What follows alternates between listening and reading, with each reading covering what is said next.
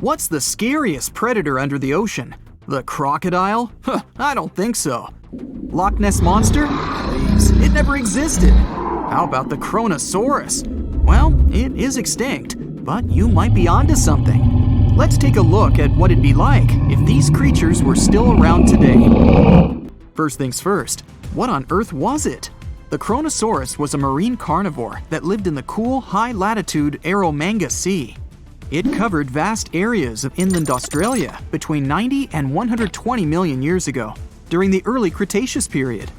Near-complete fossils of the creature were also found near Colombia, which is a country that has a noted connection to prehistoric reptiles and turtles. This fact makes it extremely possible that the monster I'm about to describe existed worldwide. You might have heard saurus and thought, oh, it's a dinosaur. But these were actually reptiles. They were the largest member of the Plesiosauridae family, referred to as plesiosaurs. Fossil evidence suggests they weighed over 20,000 pounds and were roughly 30 feet in length.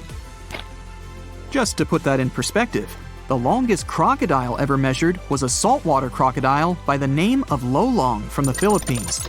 It was 20 feet in length and weighed just under 2,500 pounds. And that's still 10 feet shorter and incredibly lighter than the average Kronosaurus, making the crocodile seem like nothing more than a glorified goldfish in comparison.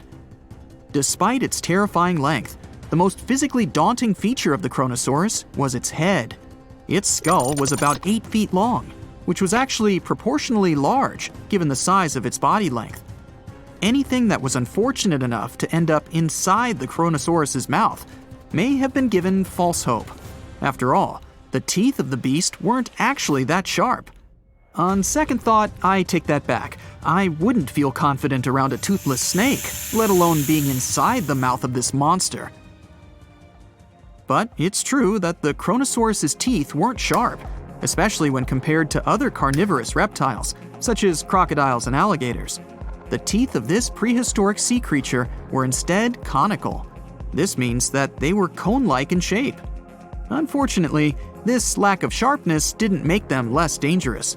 The teeth were enormous and could be up to 12 inches long from the crown tips to the bottom of the roots.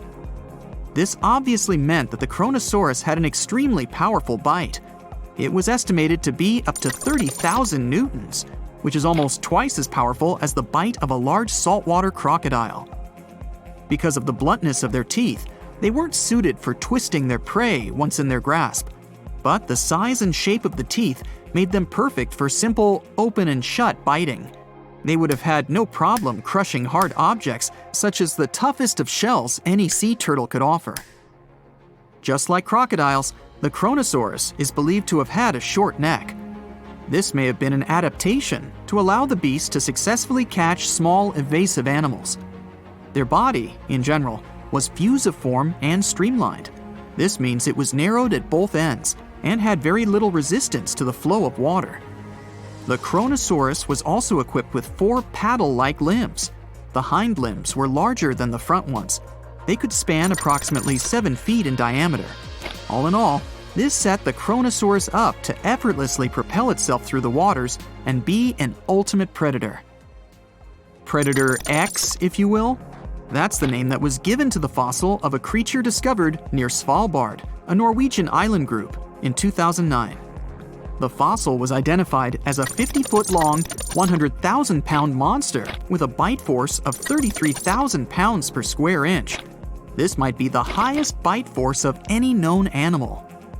Although Predator X is yet to be classified as any specific type of animal, it was definitely a plesiosaur like the Kronosaurus. And even if it wasn't Predator X, the Kronosaurus was still most definitely a ferocious titan when it roamed Earth's oceans. The Kronosaurus actually got its name from the Greek mythological figure of Kronos, the father of Zeus. Kronos was viewed as a titan from a generation of super powerful beings. So what was it that the Kronosaurus, this terrifying monster, actually feasted on to satisfy its appetite? This creature was known to eat sea turtles, squid, and other larger marine reptiles of that time, such as elasmosaurids and ichthyosaurs. This suggests that if crocodiles existed in the realms of the Kronosaurus, they too might have turned into lunch for the beast. There's evidence from the fossil remains of the Kronosaurus that suggests that they also feasted on sharks, which I know is a disappointment to those of you who view that beast as the king of the ocean. Not when the Kronosaurus was around, my friend. In any case, grounding all kinds of food into small pieces to help digest them would have been difficult without small teeth. This explains the presence of rounded stones found in many of the remains of these sea creatures. Researchers believe these stones may have been swallowed to control buoyancy or to help process food. It's also entirely possible they were accidentally swallowed while feeding on other animals from the seafloor. As if the Kronosaurus even needed to be a meanie with its already existing power and size, there's also evidence to suggest that it indeed might have been. It turns out that after using all its impressive attributes to catch its dinner, the Kronosaurus first liked to play with its food, like a cat does with a mouse. I guess since the hunt was so easy for them, they needed to get their fun from somewhere else. Well, I think now you should have a good idea about these creatures. So let's ask ourselves what it would be like if they were still around today. And by the way, why aren't they? Well, the Kronosaurus was completely finished off by the same KT meteor that took out the dinosaurs 66 million years ago. But even before this catastrophic event, they were coming under increased pressure from an even bigger and more vicious family of carnivorous marine reptiles known as mosasaurs. You can't always be a top dog, I guess, or rather, top marine reptile. But what if this never happened, and they were still roaming Earth? Well, this might be obvious, but can you imagine what kind of impact that would have on sea tourism? Based on the impact that famous movies about sharks and killer whales had, what do you think the presence of a Kronosaurus in the ocean would do to beaches? The very creature that would eat sharks and whales for breakfast. Beaches would certainly become a great place to go for a quiet walk, because nobody else would even be there. And what about such activities as boating, surfing, and scuba diving?